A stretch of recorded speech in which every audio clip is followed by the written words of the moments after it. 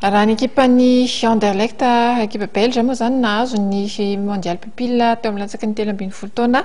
Ny ekipan'ny Madasport kosa no nandrobaka izany teo amin'ny latsaky ny 12 taona ity le tany ilay fifananantany Pontieri zany.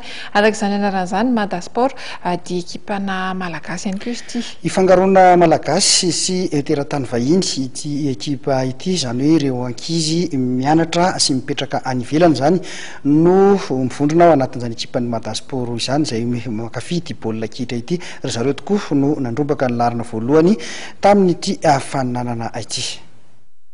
L'ekipan'ny Madasport manao akanjo mainty amin'ny sary no nandrobaka ny amboara, nahazo ny larana voalohany teto amin'ny tournoi international ny Gatineau teto amin'ny tanànan'ny Pontieri ho an'ny latsaky ny 15 taona. Resin'izy ireo tamin'ny isa 4 tao aoriany ny fantakana antirobi ny FC Garza. Saraka ady sala samy tsy nisy ny tokony rotota tao anatin'ny 12 minitra indromiditra. Isan'ny mpilalao tena misongadina tao anatin'ity Madasport ity itanjona sy aina izay isan'ny malagasy mianatra sy mipetraka any Frantsa.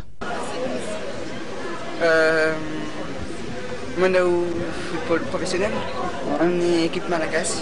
Mazoto zany ianao hiditra anatin'ny ekipa nationale malagasy? Il était bien le tournoi et on s'est bien amusé.